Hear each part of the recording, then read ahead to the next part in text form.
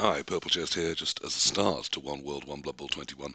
Let me warn you, there were some technical issues with this one, so I've had to weld two different cuts from the Twitch VODs together.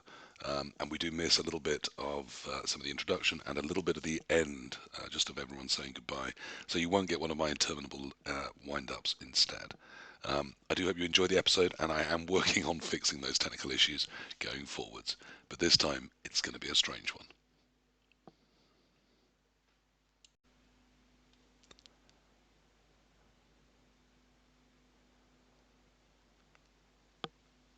Good evening, everybody, and welcome to One World, One Blood Bowl number 21, the one without any meaningful title. So happy Christmas for 2022.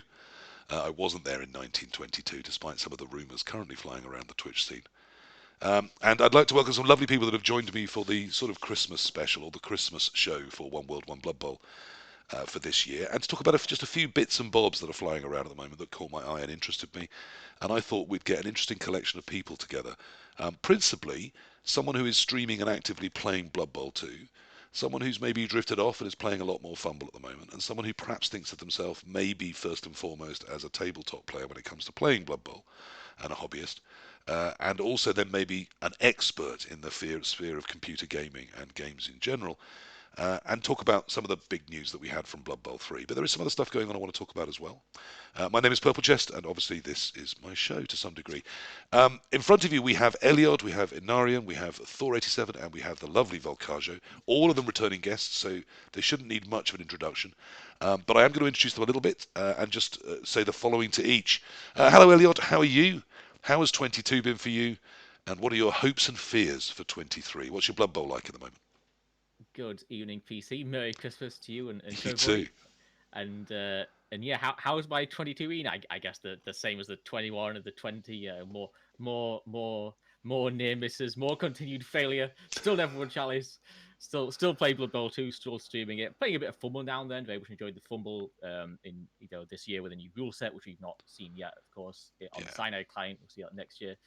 And my hopes and fears for 23. I really, they rest on Blood Bowl 3. I guess my hopes are that it's it's good and it does well, and we can have a lot of fun with a great new client with a new rule set. My fears are that it's not. Basically, my fears are that some of the warning signs we've seen in the beta come to pass. But yeah, we'll see, I guess. Yeah, I mean, fairly imminently. One thing we have seemed to have got nailed down is they are holding very firm to their February 23rd release date. Uh, Yeah. so that seems to be, we are 2 months away. Um, Enarion, how are you? Welcome back to the world of Blood Bowl. You described Hello. yourself to me as someone who has returned very recently. I have in a way. It's Blood Bowl 3 that's pulling me back to play Blood Bowl 2 Okay. in anticipation. I'm anticipating Blood Bowl 3 to be good, and I want to start playing it again. So we shall see. I mean, as Elyod said, he hopes it will be good, and so do I. And I think we all want it to be good. Um, so we are a bit nervous, I guess, Yeah. But for the it's got you launch. back. But It's got you back playing Blood Bowl. Are you enjoying yourself? yeah, I've been playing my flings, and they are not performing that well yet. But I'm gonna have a lot of fun with my flings in the new rules. So I'm really looking forward for that. Have you got your hands on a Well, hefty before now? Have you tossed off? Uh, Have you tossed a catcher? no, not yet. But I got the minis, but I haven't painted them or Right. glued them together. But I bought them actually this spring, and I still haven't painted them. So, but my do you have friend might help me with the painting. So we shall see if you, I start playing tabletop again. Thor? do you have a griff? No, I don't have a griff. Or a morgue? No more I'm afraid either. then your fling team is incomplete by modern standards. Oh, you Um, don't need those stars. you don't need them, but you might find everyone else is using them.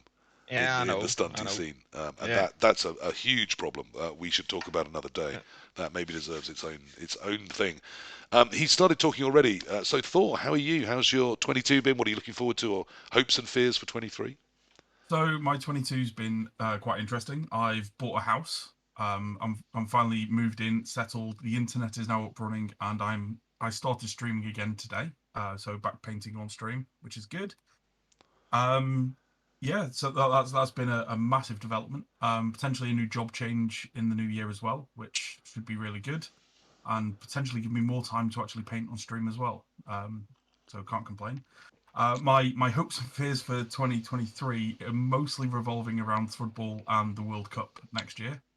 Thrudball because I run Thrud, which is a massive charity tournament with the help of Squad Chaos, obviously. Yep, that's the Thrudball 2022 t-shirt as modelled by Volkajo. Um, Oh, I love the and haho there. I need it's to up my pronunciation game, don't I? well, no, we went to Valencia for River Bowl this year, and that's how the Spaniards pronounce his name, and I think it's amazing. But yeah, the World Cup, it's potentially that we're going to have over 100 Squad Chaos people on Squad Chaos teams there, Yeah. um, which is all landing on my neck to organise them. So yeah, great stuff. But no, it's. I mean, I know Volk's on about bringing his team over, so we've got some Germans, we've got some Czechs, we've got Irish, we've got British, we've got some American teams coming over as Squad Chaos. So the initiative's just expanding, which has always been the hopes and dreams of it. Yeah, it can't be stated often enough. I mean, there's two things I really want to talk about there. The first is that the World Cup is not about national teams. I mean, it can be if you want to go as a national team, great. But if you want to go as, five guys named Joe, then no one's going to mind if you're from completely different countries. It's about a festival of Blood Bowl. It's about bringing people together and playing a lot of Blood Bowl. So really don't get hung up in, oh, I'm not good enough to play for Andorra, because frankly everybody is. And the second one is, of course, Squad Chaos and Christmas, because I've talked about this on the podcast before, but it's one of the reasons I asked you to come on. Squad Chaos isn't just about playing Blood Bowl and getting together with other people that like playing Blood Bowl, although it does that fantastically well. It's always from the very start been about mental health and looking after people, hasn't it? Very much so. During the start of COVID, myself included, many of our gaming group in the UK and our friends abroad as well found that we were struggling a little bit just with the isolation, not going to tournaments, etc. So we set up a Facebook group to begin with, moved it over to Discord because it works so much better, and it's just a massive safe space for anybody at all. You don't even have to play Blood Bowl. We've got people's partners on there that come on and just chill out on the server as well. And if you're having a bad day, you can come on, you can vent. There's always a friendly ear. Yeah. If you're having particular mental health troubles, other people have been through similar, and they can lend an ear, lend a shoulder. Or if you've done something good actually, if you're having a good day, you've got a feel good. We've got a feel good channel. You can come on, you can brag saying I've managed to finish painting this team in the painting channels, or I've had a really nice day doing stuff with the kids or something. Yeah. It's all about trying to promote that positive energy within the scene. And at this time of year, it's particularly important. This can be a brutal Very time much if so. you're on your own or if you're separated from loved ones. So whether it's through Squad Chaos or anything else, if that's you or if that's someone you know or you can think of, there's a couple of mates I always make sure I drop a text to at this time of year because there's a couple of mates that aren't here, and this time of year was what was responsible for a couple of those ultimate decisions, and it can be very difficult. So look out for each other, and if you need something, reach out to on my server or certainly on anyone on Squad Chaos. You'll find a warm welcome and a warm landing place there. And other nerds that play Blood Bowl, and there's a reasonable chance if you're listening to this that you probably fall into that category, And whether you own it fully or not. it's open to everybody as well. There's no eligibility criteria or anything like that. And anybody and everybody is welcome. Yes, if We you're have one rule. completely happy and well adjusted and your life's going great, you're still welcome on the Squad Chaos Yeah. server. It's not just a crisis point. Yeah, we just have one rule, which is don't be a dick. Just be a nice human being, and that's all we can ask for. It's a pretty decent rule, I find. Just try and treat the world with a bit of positivity in your heart, and see how far that gets you. Yeah. Not always easy to do when your life is No. bleak, but it's a good thing to try and live to. Volkajo, how are you? The king of Blood Bowl in Berlin, you were telling me. And I'm loving your seasonal crown. I hope that's not offending anybody. We do have a lovely community over here that has been growing, and that is one of the main things. Looking back at 2022, the community aspect, which I've always been about when it comes to Blood Bowl, how that has grown. Not like, I mean, Andy said it about Squad Chaos globally. People, don't see their like local gaming communities anymore. They see it as a bigger community, and that's fantastic. I've experienced that in multiple places this year. I think I'm now at like 120, 130 NAF ranked games at tabletop this year. Traveled a fair bit for it.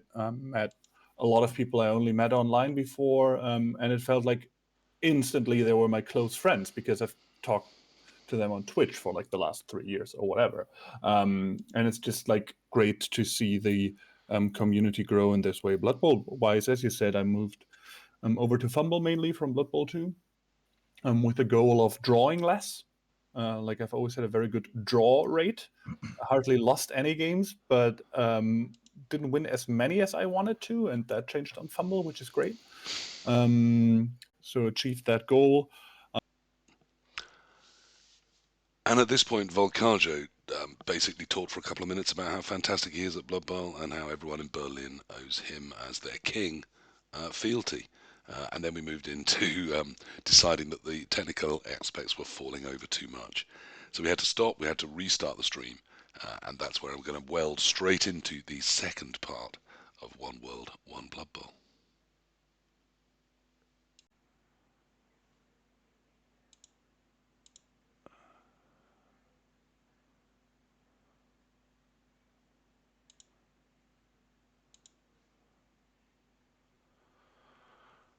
Okay, we're back. I don't know how stable it is, but it does look... No, it's still looking crappy, to be honest. So I don't know how long you'll be able to stay with us, so we'll try and crack through as quick as possible. And if it just gets too bad, we might have to abandon this and come back and do it another night. My internet has been, unfortunately, not very good, but we are moving to a new provider. So things should improve in about a week's time. Anyway, let's crack on and hope it stabilizes a bit, because sometimes it does when I restart like that. Though the numbers are looking pretty bleak. Okay, so we've sort of said a brief hello to everybody, and I've talked about some of the things I wanted to talk about this evening. But let me just bring up some of the ongoing news, and let's start talking about the Blood Bowl 3 news drop. Because as we sort of hinted, we have heard a lot more about their plans, and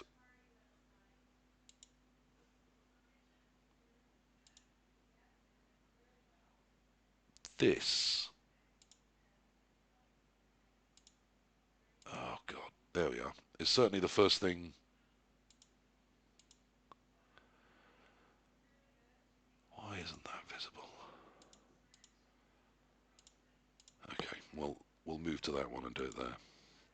This was the first thing that I'd spotted, which was the prices that went up in the Steam store, which says that the pre-purchase price for Blood Bowl 3 is going to be 25 of your British pounds. I think that's the same in euros, or pretty much the same nowadays. The pre-purchase with Black Orcs was 35, the pre-purchase with Imperial Nobility 35, and the Blood Bowl Brutal Edition £41. Now, very quickly that got some people upset about the idea of having to pay extra for races.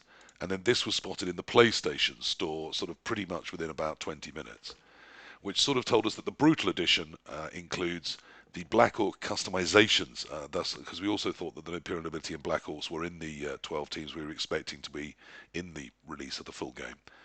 The Imperial Nobility customizations would be in with your Blood Bowl Brutal Deluxe, the base game, an exclusive cheerleader, an exclusive ball, and 1,000 warpstone. So that was sort of the first thing we heard. I guess any responses to that? Is that enough to get us excited? Is that enough to make us think this is... That's a lot of warpstone. Yeah, is it? who knows, right? There's been some We don't know yet. speculation as to how much it will be, like, you know, per year warps or whatever. But yeah, it seems like the base price seems pretty good, right? £25. Yeah, for the that's game what I itself. thought. Like, I mean, it's not bad at all, I think. if that's getting me to play Blood Bowl 3, I mean, assuming Blood Bowl 3 is playable when it comes out, and I'm getting 12 races for 25 quid, that seems entirely reasonable. I nearly bit their hand off, and then I thought, do I need to be brutal about this? Were you surprised at the price, Thor, Volk? Let's bring you guys in. What did you think of that? I've been waiting for Blood Bowl 3 to drop for an age now. I've purposely stayed away from Blood Bowl 2 because I'm playing Blood Bowl 2020 on tabletop. I don't want to be playing 2 rule sets, so I'm itching to get this. Yeah, absolutely. And 25 quid for a video game in today's market is nothing. Yeah, more than happy. Yeah, I mean, it's sort of just only over the price of a single boxed team, isn't it? I mean, it's not a huge chunk of cash. I mean, I was expecting more like the £40 mark. Perhaps not, the 50 or 60 you can get on consoles, but are we getting a bargain, Volkajo? I mean, it looks like it, but the question is, how will it develop? How will the new races be included? It was the same with Blood Bowl 2, where you had to purchase singular teams up to when Legendary Edition came out, if I remember correctly. So the question is, what's the price going to be for a new team that's going to be added? How are the teams going to be added? Is it like badges of 3, badges of 6? How fast are they going to be added? Stay with me, my friend. I can answer all of those questions with the next news drop that we had about Blood Bowl 3. So Perfect. We are coming right up with the answers to exactly those questions. Almost like I knew what were. Yeah, almost like you set it up for me to knock it over. Enarion, price-wise, did you think that seemed reasonable? I think it's a fair price. It's very cheap, that's for sure. I mean, we spend a lot of money on the tabletop version to play it. So and it's if you take a look at how many hours we actually spend playing this game, it's pretty cheap. It's a bargain. So it's nice to see that, and it's a very good price to get more people involved, and then if they like it, they can spend additional money on it. So it's great. It's a win-win.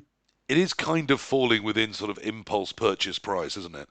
But if I could just pull it back up for half a sec, it does mean the difference between the base game and some spikes on your Black Orcs is a full £9. I mean, that feels like quite a lot of money to me. Doesn't it to you? I guess it would be nice to know exactly what the customizations pack does include. Sure. But how good does it have to be to make you want to spend a third of the price of the game? I mean, well, over nearly half the price of the game on just to put some spikes on your orcs or some feathers on your knobs. I mean, well, as a painter, Thor, I'm sure you. I mean, you are a customizer. That's what you do. I mean, with the tabletop stuff. I mean, we've already seen in Blood Bowl 3. There's looking like a fantastic color palette for you to use to really get every piece in the game looking as they look on your. As long as you only use the Citadel paints, whatever they're called, the Warhammer World ones, to look as they look on the tabletop. But do spikes turn you on for a tenner? I don't know whether I'll go for the expansions, but the full customization thing does look incredibly good, and the fact it is linked to the Citadel color scheme as well. Yeah, it means that if you have your Marienburg Minotaurs or whatever you want to call your team that you're playing on tabletop, that you can make exactly that team in game. I love that. I think it's brilliant. I will be spending several hours designing teams, just sitting there, just having some fun. Yeah, I mean that was a key question for me. Is this getting you excited? The idea of that level of customization of and actually being able to put new spikes on or actual mutations on mutating pieces and things like that. The spikes, not so much. The amount of teams that I've done for myself or people that I've just clipped the spikes off teams because they're a pain in the arse to paint. they just get in the way. They hurt when you drop them and stab yourself in the hand. The feathers for Imperial Nobility teams, some of the best Imperial Nobility teams I've seen don't have any feathers. But like I said, the customization thing, the fact that the computer does it all for you, takes 5-10 minutes to do a team. rather than several hours or days or weeks or whatever. It's brilliant. Enarion, did it get you excited, the idea of customizing? Yeah, I guess so. But I'm more keen on actually playing the game. I just want to play it. I don't care if they are black or gray or white or yellow. I just want to play it. And Volkajo obviously wants more details as to pricing. Does customizing doesn't get you thrilled? I'm taking it. It gets me thrilled if it gets their paychecks paid. Like, I Right. personally don't care. Like, I could play with a bunch of coins. But if that gets the money flowing for them, and if people actually want it and want to pay for that, Yeah. super happy. I think it's a good model. Like, I mean, obviously the other option is making people pay to actually play. Like, every 100 games of CCL is £5 or something. That's the other option. Yeah. So Let's not if do the that. cosmetic stuff keeps the money going, I mean, I guess on I'm exactly where you are. That it leaves me a bit cold. The whole idea. I'm not a hobbyist. I play a game that I love. I mean, I do like my pieces to look nice, but I'm not. It doesn't appeal to me that hugely. But if it means there's an environment where I can play a game I love, and that's a financially viable environment, that's a good thing. I guess I'm really selfish. I want it to be for everyone to love it, but for me not to need any of it. it's like dedicated fans. Tell everybody they're super important, but don't take any yourself. Do you know, it really is, yes. Can you bring loads so that I earn from the game, please? And can I have none so I can have that on my skills? Elyod, you don't tabletop. You've said you never will. I'll get you one day, my pretty. Oh, Does customizing appeal to you? Are you a painter at heart?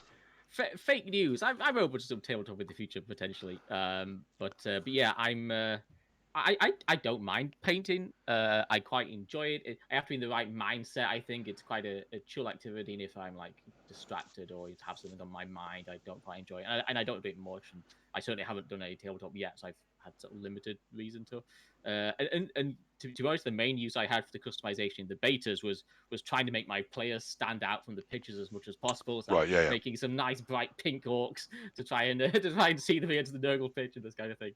But yeah, it's a cool thing, and I hope people like it, and I hope they make lots of money from it. Right, it's customization, entirely aesthetic. No effect in game, purchases and stuff. Sounds fantastic. So. I mean, as streamers, I mean, I will tip my hat. I occasionally stream myself, but as streamers, Enarion, Elyod, do you feel you're gonna have to be up there with the customizations, showing your viewers the prettiest pieces? Well, The idea seems to have shocked and appalled you, Enarion. well, I just want to play. Which I'm sure I will spend time painting the minis and stuff like that in game as well, and choose the proper color and the logo and so on. But I'm just so excited to actually Yeah. play Blood Bowl Proper. 2020. Exactly, yeah. So, Elyod, do you think your viewers are going to want it? Do you think they're going to pay for it for you? Oh wow! They buy me the customization pack. I mean, that Yeah. would be nice. I mean, no doubt I'll like annoyance. At some point I'll spend some time sitting down and making some nice teams. But I know certainly day one I'm just gonna smash together the first team and get right on the pitch, because as well obviously I want to see what it looks like in game, and we had these works in the betas, so I'm just gonna get straight in there and get playing some games. And Thor, are we going to see miniature, but sort of what's NFTs, isn't it?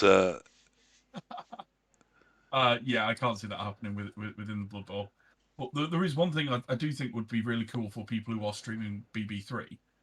Is I've seen quite a few streamers have it. Spend this many crystals or coins or whatever on their stream to be a line orc. Yes. With the customizations, you can actually say to the streamer, "Can I have this line orc? Yeah.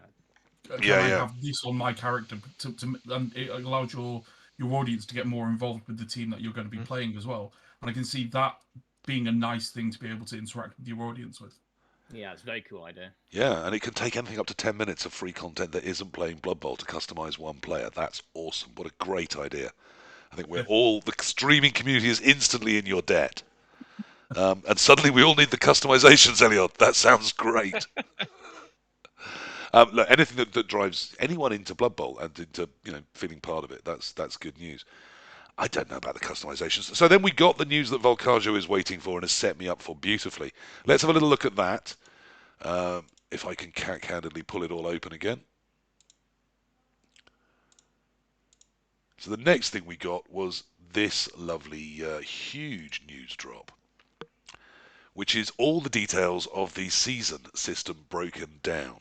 So we first got this lovely video, and I will drop a link to that both on the podcast and the vodcasts. So if you look in the notes section, as well as the usual links to anything that I want to drop you or any of the guests want to drop you, there will be a link to this particular video.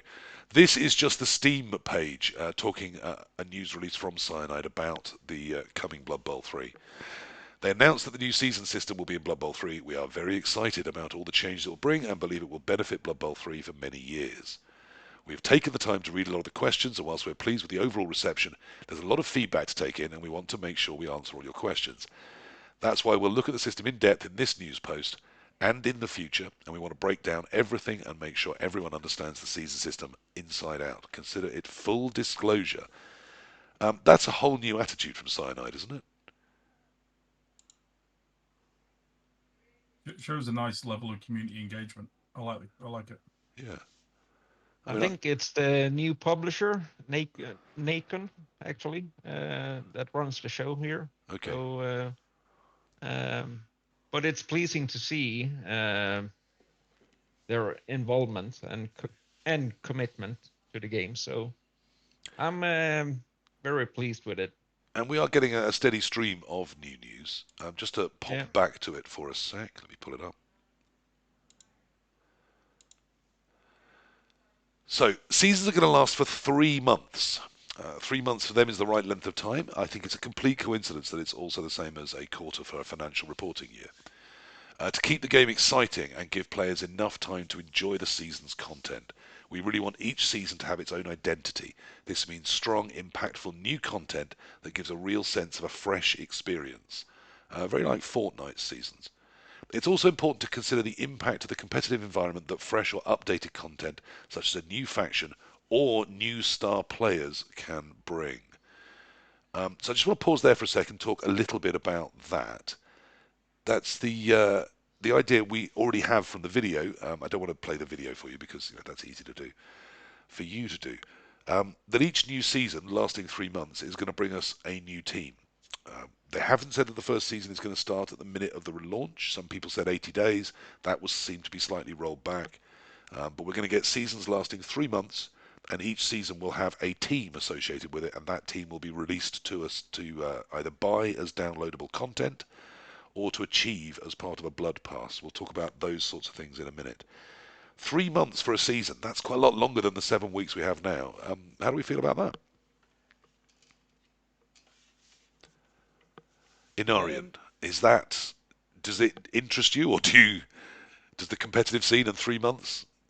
Oh, it's going to be a long season, that's for sure. Well, it can be. We've heard there's no redrafting, so.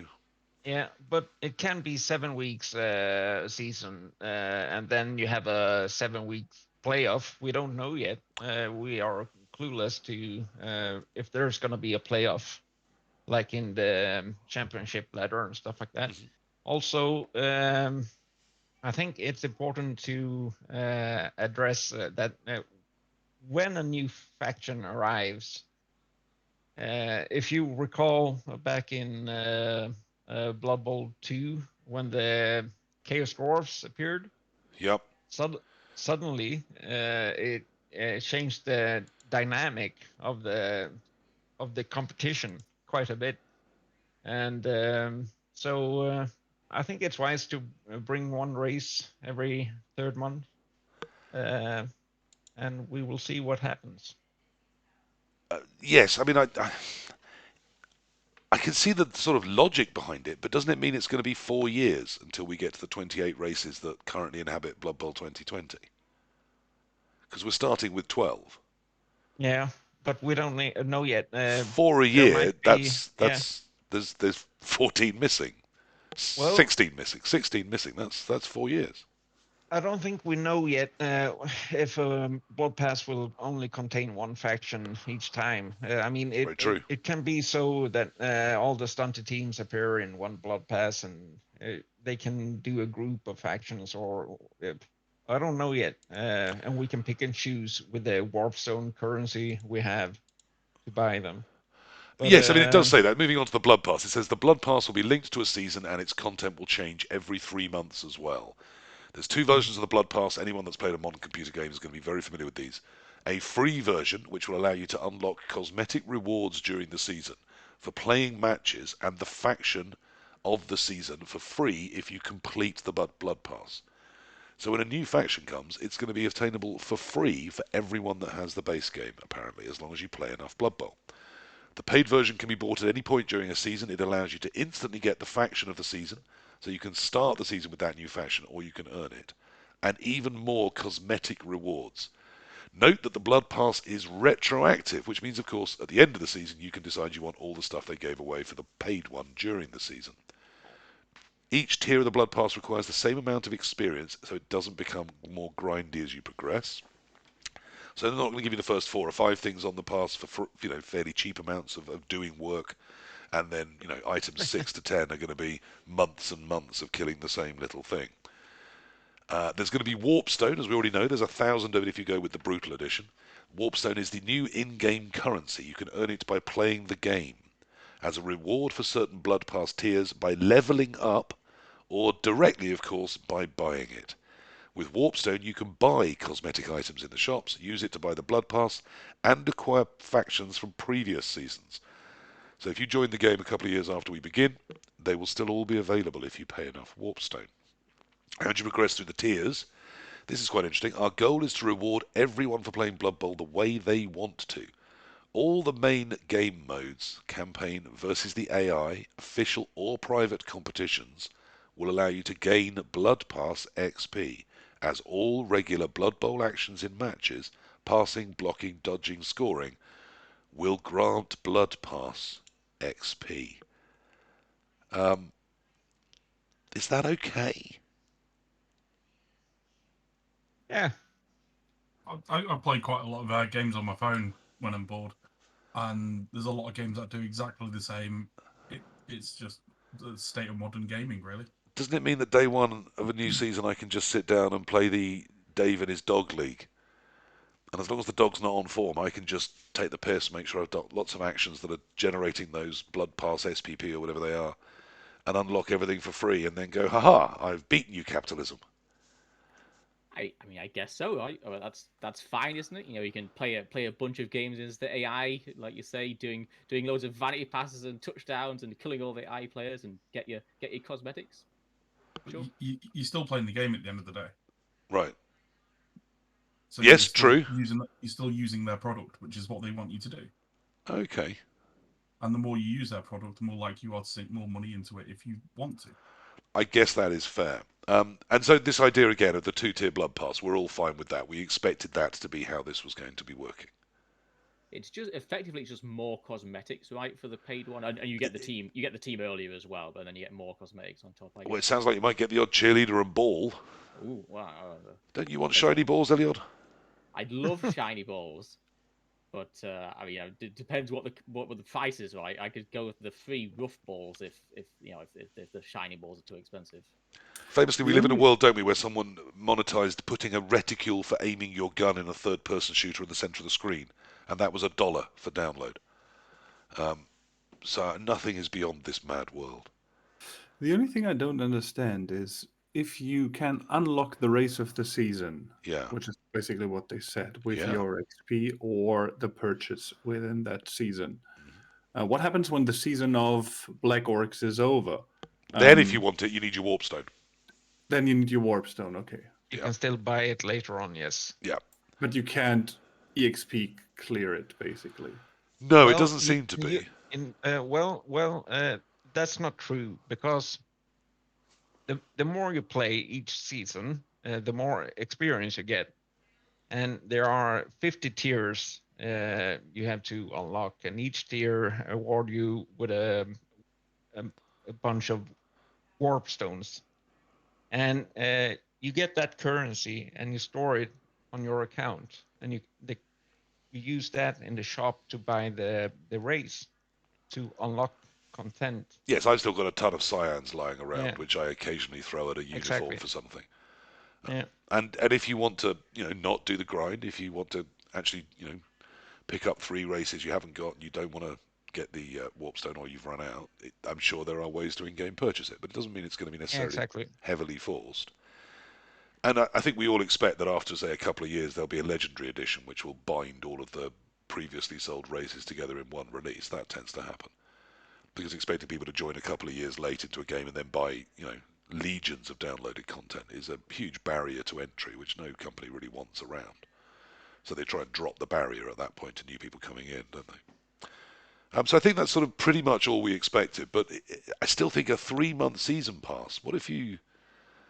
I mean, are we going to be able to still have breaks from Blood Bowl and go off and do other things, or is this going to become a working grind on I must get my 3 vanity passes in, or I'm never going to make tier 47? I guess Well, it depends how many games you need, right, to complete the season. Yeah. around 50. Okay. So it's quite easy to get the experience then, I guess. Yeah, in 3 months that seems pretty reasonable, right? Yeah. With times of breaks as well. Yeah, so that's what? That's about 1 every 3 days, something like that, slightly more. Mm. That's not too bad, is it? So just having a look at the rest of what they've said. Yeah, I mean, Andy Davo in the chat, nice to have you here, Andy, has also raised a good point that from the tone of what they've been saying so far, it does seem quite likely that if it sort of is broken on release, they're quite prepared to change the system. So some of it will perhaps, require a bit of feedback from the user base as to how it's going and what we think about it. And I'm pretty certain there's a sort of a group of users testing it now. So could I ask Andy what those loopholes are, or if anybody in the call knows what he's talking about specifically? again, don't break any NDAs if that's what's preventing the open knowledge or discussion of that. He brought it up, so yeah, but I'm just advising him. I don't want anyone to lose anything they feel they already have. Would just be interested to know. I guess maybe he meant like UPC, spamming out games against the AI. He's doing lots of touchdowns and stuff. Maybe. Yeah. Now we did have, as it says here, so in terms of those items from previous seasons, that's the bit I didn't read out. As I said, they're going to be available to you for Warpstone later on. The competition. Now they have told us there's going to be a whole new post about specifically the competitive aspects of it, but there's no reason why we shouldn't wildly speculate based on what they have said so far. And that, I think, is something we'll all enjoy doing. There will be an official ladder based on an ELO system in which everyone can compete. Each season, the ranking will be reset, and you will get rewards according to your performances. This is the model we have chosen for Season 1. We'll watch how well it works, and with the goal of improving the model for future seasons. We'll not go into too many details right now, as the competitive aspect deserves a dedicated news post, which we will address in the future. The competitive aspect, it's going to be ELO ranked. It's going to last 3 months in some way, and we'll be rewarded for our successes, presumably with honours, titles, and of course the adulation of millions. So nothing different from how Blood Bowl is received now. What do we make of all of that? Does an ELO system excite your competitive goat, Elyod? Are you raring to go? Well, I have to admit, I quite like the cup system that Blood Bowl 2 has going on, where the top teams go to Chalice, then play in the cup. But that's just because I enjoy the knockout Blood Bowl, and it's fair play having a different system with just the rank ladder. And it's cool that they mentioned prizes that maybe they're not financial, but some cosmetics or something. Who knows? It'd be cool to have some incentive to go up the ladder. The Elo thing is interesting. Some people speculating about whether that's coach-based Elo or team-based Elo. And that's how the teams will be ranked in the ladder. And I guess the question is as well, how will teams be matched? We don't know anything about the spinning yet, right? Are you going to be spun? Are you going to be found games just based on your coach Elo or your team Elo? Because if so, there could be some wildly mismatched games TV wise. I think it's team. It's the team's Elo. The team Elo, yeah. Yeah. So yeah. And then I guess the problem with that is, you do really well, you get a really good score on one team, and you play against another team with a really good score who's just had all their players die. So then there's a big TV disadvantage, which might be less of a factor in Blood Bowl 3, right, with the strength of the inducements compared to Blood Bowl 2, but it's something that instinctively people don't like, right? They hate going into a game and saying, "Oh, I'm 500 TV down. This is terrible." Yeah, you just take Morg though, because it's BB20. Sure. It's BB20. That's fair. Yes, I mean, I think that's one thing I'm expecting to happen with the launch of Blood Bowl 3. I think everyone that's been on One Blood Bowl listening will know, but the star abuse that we're going to throw at those that don't know, they will presumably learn quite quickly. I don't know if Blood Bowl 3 is having all the special abilities sort of working or not. No, I think at the start at least. But even without them, +2 Mighty Blow Morg is a terrifying thing to behold on a Blood Bowl pitch, frankly. One thing is, do we know if they will implement the new errata for the inducement phase? By the way, we recently had some new rules for the not for the launch, Elyod. Okay. Yeah. I mean, and certainly the new teams, Norse and Amazon. I mean, there's whole new skills that would have to be programmed in for Amazon. You know, the hit and run and things. We've never had any news as to whether the new teams. I mean, you know, a beer pig would have to be created and put on the field. We've never had any confirmation as to whether they plan to put those evolving teams in. But I'm intrigued to see what GW do for the noise for the beer pig. Yes, squeal like a pig, boy. I think it's great that they are launching and testing the water, so to speak, because this is the first time we play Blood Bowl 2020 on a large scale.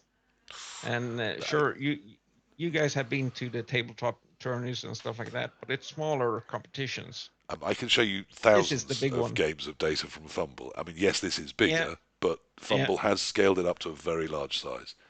And we do have a lot of data that can point to. I'm fairly well aware of what teams are strong at what TV values, for example. And of what happens to teams that can play 30 games without a redraft affecting them. Yeah, but what happens if those teams with hundreds of games without redraft up to 2,000 face a 300 TV Snotling team? What happens then? I mean, we've seen that in the FUMBBL Cup or whatever now. So FUMBBL has quite some experience. The thing that PC you touched on briefly is actually my main concern about Blood Bowl 3 as a game for this community. And it is keeping up to date over the course of seasons with the GW release schedule. Between the beta, they did not adapt the rules really. Now they're saying the special rules are not implemented for launch. The frequency GW is releasing new teams and Spike magazines, errata, whatever, with has increased. Will they keep up to date? How is the release schedule for races going to be like? When is it completed with 3-month season? That is going to be a long time until everything is implemented. And once they are implemented, can they really adapt the rules? That is actually my biggest concern. I mean, Candlejack is in chat right now. FUMBBL has done a stellar job updating all the rules, implementing it within the course of 1 or 2 days always. To be honest, what Cyanide and Nancon have done so far doesn't really make me optimistic in that regard, and that might be a bit of an issue for us. I mean, cosmetics and payment models and all of that, very nice, cool ideas, whatever. And I don't know, I never know, is the competitive scene who wants to play with the updated and correct rules, is that 20% of the player base, or is it more like 2% of the player base? I don't know. Could be either one. I have no idea. I've always thought it's probably closer to the 2%, but I genuinely don't know. I mean, Cyanide tell us that most players are single players that don't play online ever. Certainly, Games Workshop have always believed that most people that buy their plastic don't go anywhere and play with it. They just sit at home and paint it. So I've always thought we are perhaps the minority, but maybe I'm being gaslit. I genuinely don't know. What do you think, guys? I guess it depends if you take player base to mean everybody who's purchased the game and then those who like play it regularly. So maybe 20% of those who play some Blood Bowl every week, but certainly closer to 2% of those who purchased the game, I'm guessing. Now, there was a little bit more here, so I just want to drop into the other things they've got. Also, it seems that we stall a lot less when we're on that screen, so that's nice. It also talks about crossplay. Now, this has been something that's been exciting lots of people, the idea of crossplay. So that seems to get everyone's whistle, get their goat. There's probably one of the most asked questions. Simply put, no. They are working on it, but it is not going to launch with crossplay available. It's going to be as soon as possible. In terms of monetization, basically they've said what you would expect, that the base game is being priced at €30. Okay, so and 25 UK pounds. Wow. I thought they were near a 1-for-1, but perhaps things are getting a little bit better. So yes, it's coming out at €30, £25, and you should be able to play, and that's cheaper than the previous Blood Bowl games, and that is the price for the base game. And as I said, you should be able to play the full game, all the races, and from there you should be able to open them up for free. They've been very open about the fact that they want the monetization to mean there is an active user base monetizing it for them so that they can keep developing the game and keep releasing that content for us. But we don't yet know the price of things like the Blood Pass, so I mean, I'm guessing because that was the price of the customization kits, perhaps about a tenner a month. Does that seem reasonable? I'm wildly speculating deliberately. £10 every third month. Yeah, every third right? month. Okay, yeah. Yeah. £3 a month, then, isn't it? Yeah. Yeah. You know, Can't even buy. Can't even. We buy a don't know pint yet. for I mean, I think if it was around that level, I'd be all right with it. I think if it, Yeah.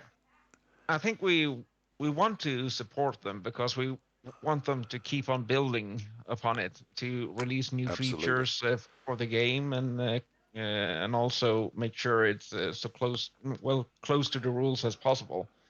So I think the Blood Bowl community, we want this, and we would pay for it as well. now talking about as close to the rules as possible, we have also had some news drop, some huge news drop on FUMBBL lately, which is this. So, well, you may mock Enarion. This is a revolution to many. There are lots of people tell me there are barriers to them playing on FUMBBL. Some of them here, as you can tell from the position of some of the Red Elves, I've dropped into a game. I got banned from FUMBBL. I've dropped into a game of Matt Dacker's just to have a look at what was going on with the new client.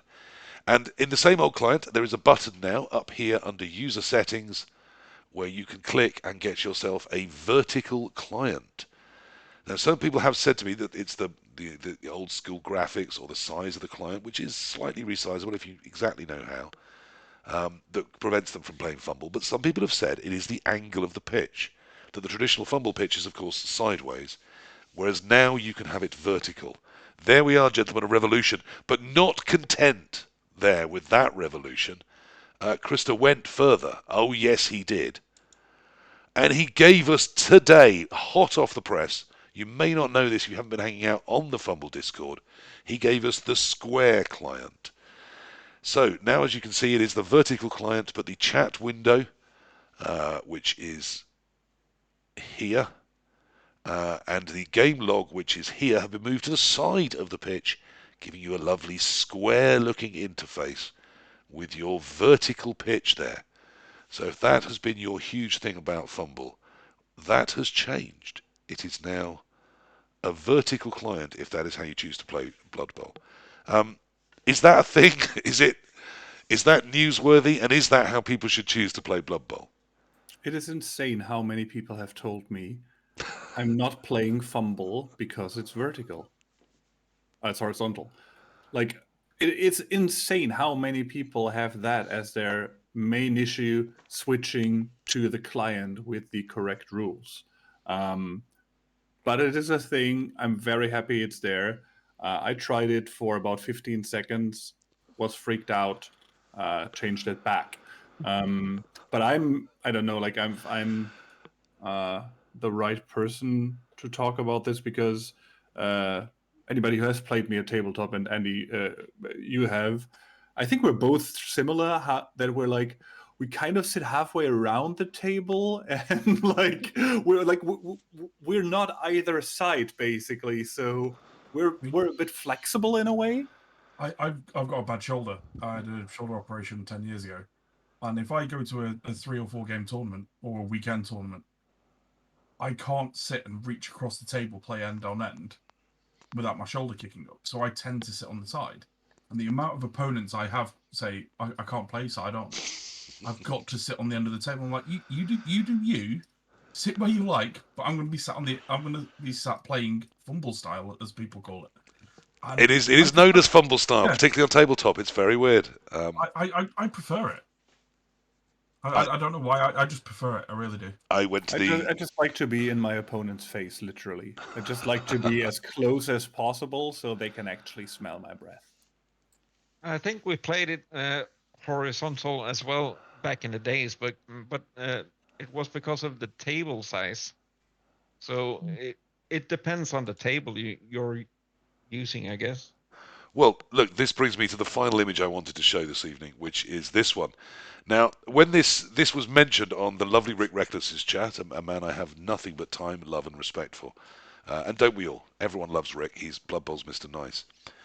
But in this instance, he did get a tiny bit snippy about me voicing the idea that a vertical client for Fumble wasn't necessary because it was the wrong way to play Blood Bowl. Blood Bowl should obviously be played on a board that is sideways on, as the Fumble client has always displayed it, because it's a board game and that's the only thing that makes sense.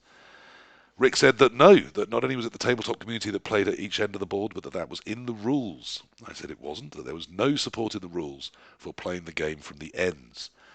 But as it was getting a little heated, I decided I'd back off, because I'm a nice guy, I didn't want to cause trouble. But now I'm back. Oh, this is my channel now. And I've got the rules, and I read the rules, and I went all through those rules. And you know what? It doesn't mention which end of the pitch you should be, but there is the following picture on page 2 of the rules. It's very similar to the one on the back of the box, and it is... hang on, that's the wrong window. It is this image here. Now, my first piece of proof is look at the way the rules are pointed. It is for people sat in this area and this area. The board is clearly placed, as you would with a board game, between two people, lengthways across the space between them, so they are looking eye to eye across the table. You can tell that from the position of the dugouts, which again are facing towards where the people would be in these areas, which is where their dice are ready to roll. There's nothing at the ends, because that's not the shape of tables, and that's not the shape of board games. Essentially, Fumble has been right all of these years, and everyone is playing their Blood Bowl wrong. Tell me I'm wrong. Right.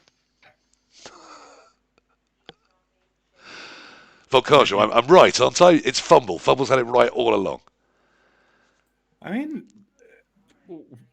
to me, it's whatever floats your boat, whatever works. Even at tournaments, okay, I tend to be a pain for the organizers because I'm always like, I'm going to play my games outside. Is that cool? Like, I'm going to carry my pitch out. I'm going to carry everything outside and play in the sun. And I like to play standing up, for example. So I think it's however you want it. And I mean, in other tabletop systems, people walk around the tables and stuff and do weird measuring things or whatever. It is fine.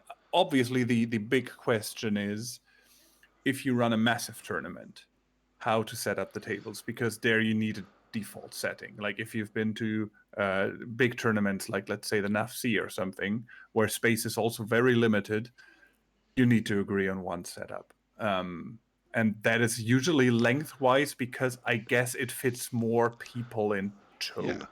Yeah. And also, I would think in those very competitive environments, the idea of that longer length between you, it's slightly more dramatic. But I recently went to the I think it's called the Backbiter down in London, the Dragon Ball League's yearly tournament. And because of the space and because of the tables, the same thing Andy was talking about. Suddenly all the boards were laid out, and half the people in the room were like, well, I can't sit at the side of a board and play the game. What, are you crazy? And those of us that were comfortable with it were, looked upon as these weird creatures. In all seriousness, isn't it just a board game? We should be able to play it from wherever we're sat around that board, shouldn't we? I don't with Cluedo. I don't or Monopoly. I don't insist on going and sitting where my properties are. Wherever I am, I can play my properties. Isn't that? That'll bring up so many more arguments for Monopoly over Christmas. Well, I've been approached to help a guy run a tournament in Liverpool. He currently works in a pub, and he's like, "Oh, we've got so many of these tables, and then so many like standing bar height tables. And would people have a problem with this?" And like, people just want to play Blood Bowl. Yeah. If they turn up to an event and that's the way the pitches are, they might moan about it, but they'll still play the 3 games. Now, I knew as a recent convert to the chapel of Krista, and Candlejack has corrected me, of course. It is Candlejack that has done all the client work, while Krista just sits around counting his piles of money, which come rolling in from his job so that he can pay huge amounts of money to keep the server going for the rest of us to play Fumble. Everyone should donate more to Krista. So, Candlejack, thank you very much for the innovations that have got chat wild with excitement over the idea of playing Blood Bowl wrong. So I knew Volkajo, as a convert to Fumble, might be on my side. I knew Enarion wouldn't care because he's the most laid-back human I've ever talked to. And I knew Andy might be with me because he's a very versatile individual. Elyod, you're the Blood Bowl 2 man. You're doing it wrong, aren't you? Have I proved my case? Well, yeah, interesting. So yeah, that's where I'll start. I've played almost all my Blood Bowl on Blood Bowl 2. I've got a couple of hundred games on Fumble now, so a fair few. But yeah, so I'm forced to play vertically on Blood Bowl 2, right? There's no other way. There is no other way. There isn't, no. And when I went to Fumble, interesting that there is on Blood Bowl 3, which is cool. Yes, I meant to mention that. Thanks for bringing that up. It's one of the things that brought me around to all of this as well. In Blood Bowl 3, Jimmy was the first one that showed me this. There's ways that you can, it's a standard setting, you can spin the whole field and have it sideways. More or less you can do it top down, but there's what he called the sort of the FIFA view, like FIFA football is, where you're at the side but at a nice height looking down on it. And I think that might be a nice way, maybe not to play a game, but to watch a game back. That could be fun. I don't know. Yeah, like Fumble, it's great that the option's there. Yeah, that's a nice improvement over Blood Bowl 2.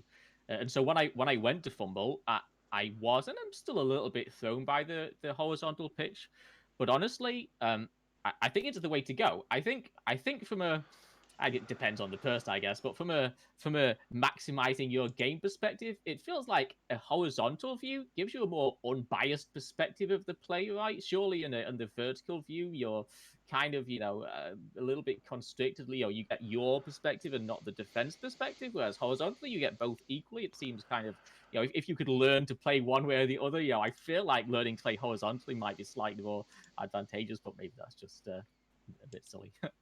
Yeah, I'm perfectly happy with the horizontal. It's also better for monitors, right? Horizontal is great for monitors, naturally monitor horizontal, and it's great for streaming. Like, there's no way I could stream Fumble vertically because you just would reduce the size of the pitch even further.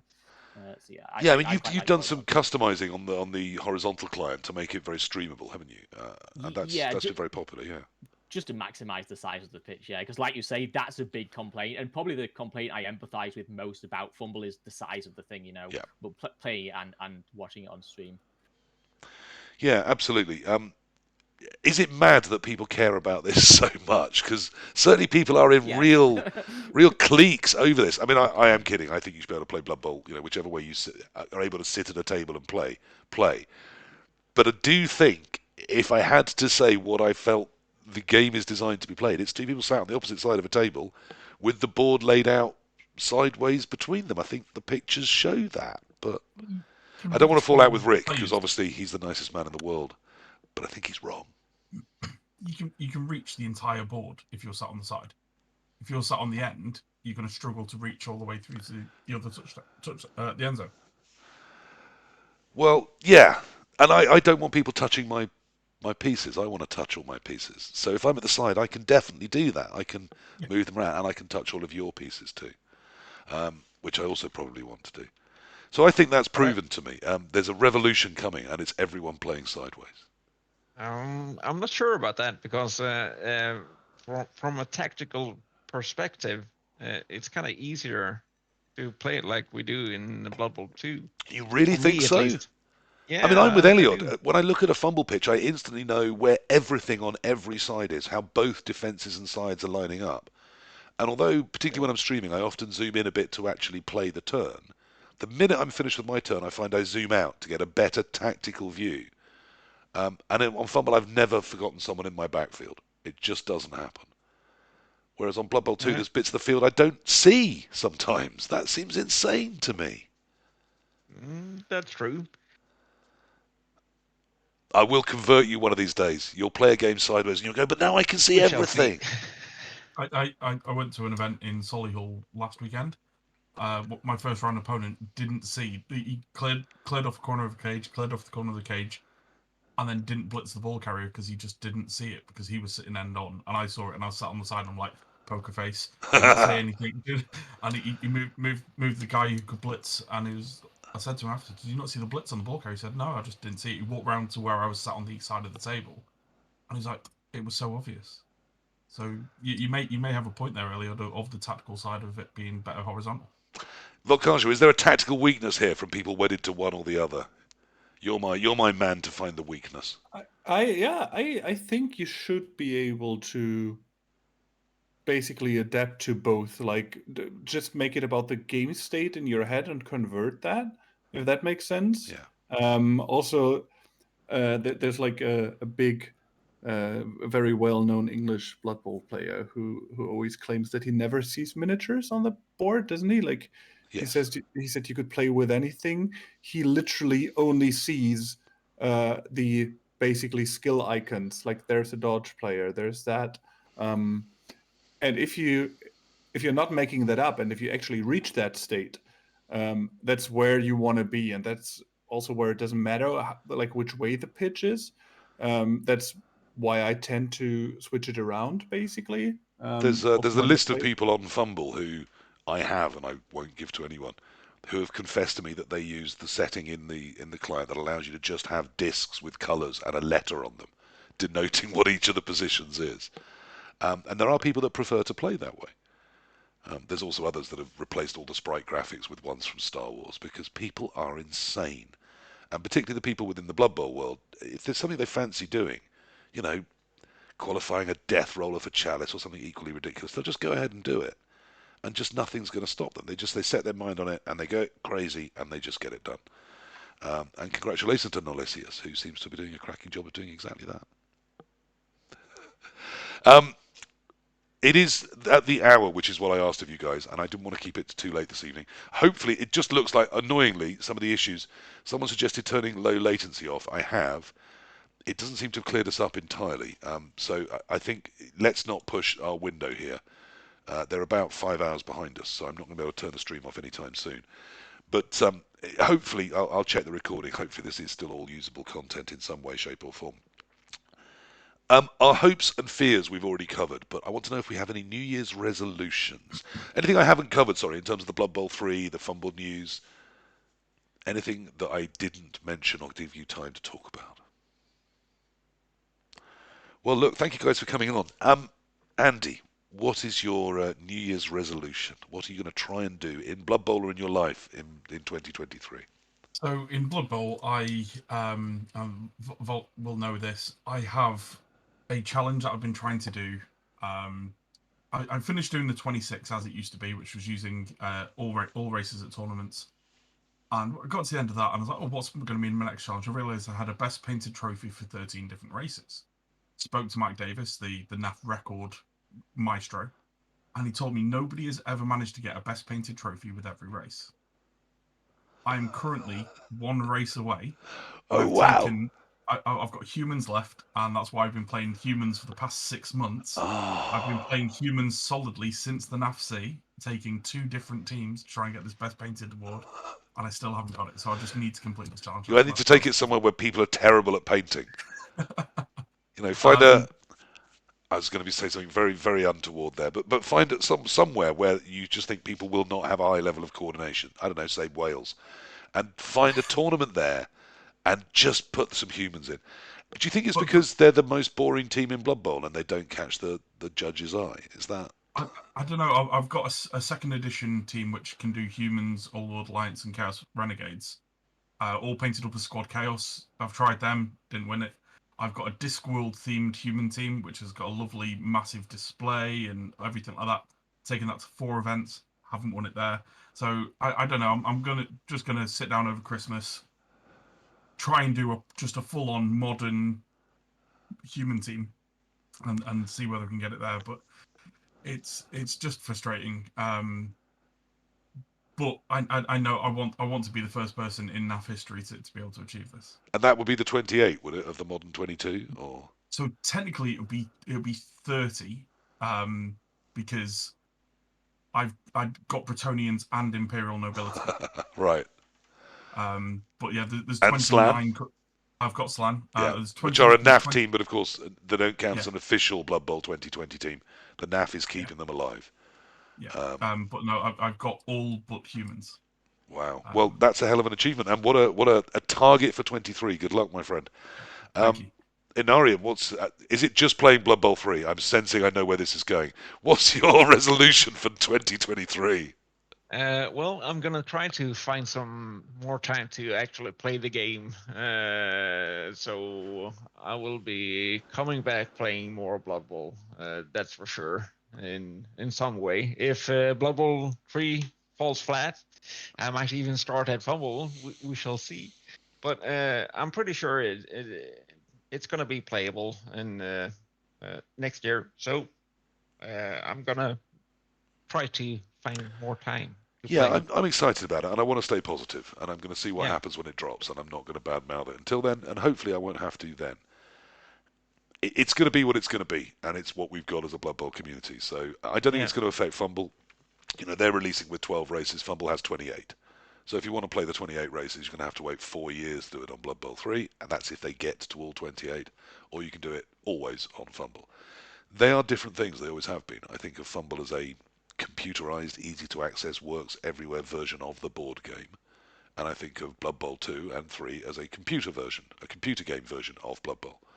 I think they're in slightly different niches and appeal to slightly different types as well.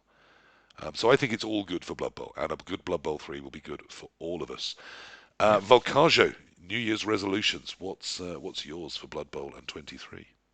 Yeah, I already said it coming in, so I did a little spoiler there, but trying to be a nicer opponent, like even if games go poorly, make it about having, like, have my opponent have a good time, basically, and managing to not being salty and making my opponent feel uncomfortable. I mean, if they're a twat, they deserve it, and like I will be mean and elbowy and whatever. Now, do you still get to judge that, or is that a poll of all the people in the tournament? Obviously, and I'm obviously always right in that. So that is one resolution. The second one is Prague. what I was very. I was. You built a team to count. And that, unfortunately, is all we have of the actual live session. There was another 5 minutes or so, but because the stream was stuttering and having problems throughout, unfortunately that is lost. We will never hear the final words from the assembled throng, nor indeed perhaps the greatest closing there has ever been spoken in Blood Bowl. And that wasn't just my words, that was the words of everyone that was there at the time. I just can't repeat that or recreate it for you now. What I can do, though, is say this is actually being done just before Christmas from 2023, so happy Christmas. Do remember, as we've talked about during this episode, it's a tough time for other people, so find someone you love, someone you haven't spoken to for a while, someone you think might be alone at Christmas. Drop them a text, say happy Christmas. Just tell them you're thinking of them. That can mean a world of difference to some people. Have a lovely time, enjoy your Blood Bowl, and let's look forward to a fantastic 2023. Night-night.